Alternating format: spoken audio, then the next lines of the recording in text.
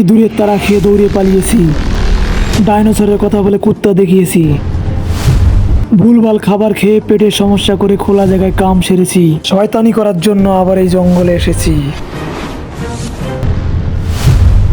আমি এখন এই পথ দিয়ে এগোচ্ছি, কিন্তু আমরা এখানে দেখেন অনেক বড় একটা বিশাল জঙ্গল। এটা জঙ্গল একদম অ্যামাজন জঙ্গলের চেয়েও বড়। আমি এখন এই জঙ্গলের ভিতরে ঢুকবো, কারণ আমি শুনেছি এই জঙ্গলে নাকি অনেক খাবার দাবার আছে, অনেক ফল ফুল আছে। তাই আমি দেখবো এই জঙ্গলে কি আছে। আপনারা আসেন। আমি এখন এই চিপা হচ্ছে একটা মানকে চিপার মতো। আমি এখন এই চিপা দিয়ে এই জঙ্গলে প্রবেশ করব।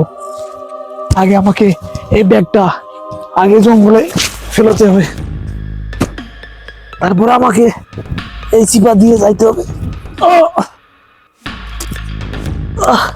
আমি এই পুরা মানকে চিপাটা, কিন্তু এরকম মানকে চিপা এরকম মানকে চিপা আমার মানকে চিপার থেকে বের হওয়া আমার প্রায় 20 বছরের অভিজ্ঞতা আছে।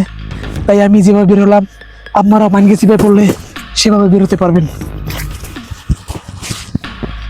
এই জঙ্গলের সঙ্গী হচ্ছে আমার এই ব্যাগ। আমি মাঝে মাঝে শুনেছি এই জঙ্গলে নাকি অনেক অক্সিজেনের অভাব হয়, তাই আমি ব্যাগে ভরে অনেক অক্সিজেন নিয়ে আসছি। আসেন।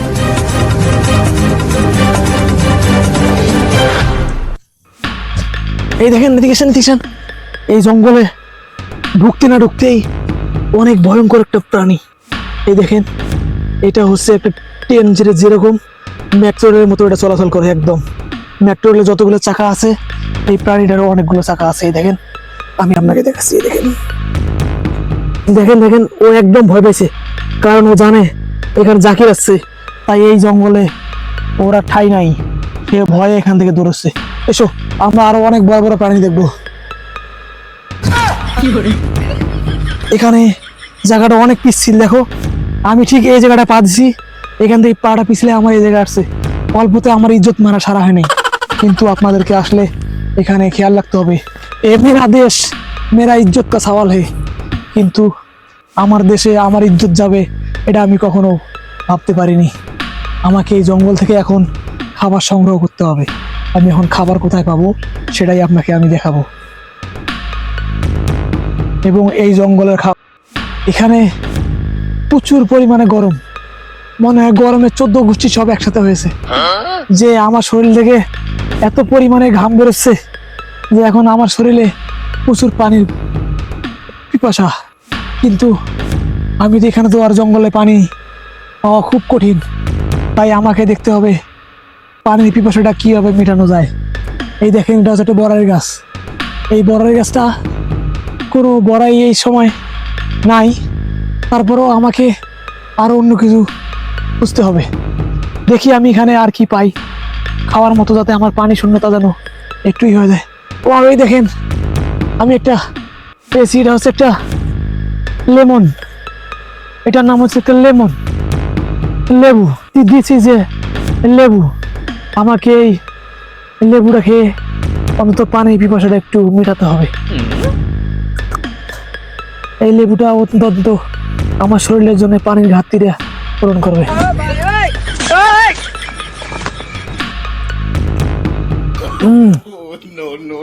এটা পুরা একদম রসালো, একদম। এটা খেয়ে আমার শরীরে কমপক্ষে 5 লিটার পানির কাজ করছে। পুরোটা খেলে কমপক্ষে 20 লিটার পানির কাজ করবে আমার।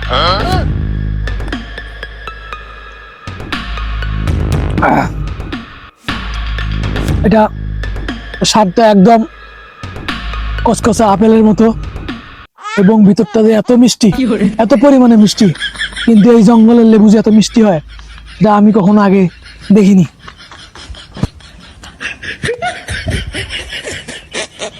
আমি এখন মাই এনার্জি ওয়াটার কমপ্লিট। আমার শরীরে যা এনার্জির ঘাটতি ছিল, পানির ঘাটতি ছিল, তা এখন ক্লিয়ার হয়েছে। এই লেমন, আমি বলতে গেলে এটা একটা লেমন জুস খেলাম। আরো একটু অবশিষ্ট আছে।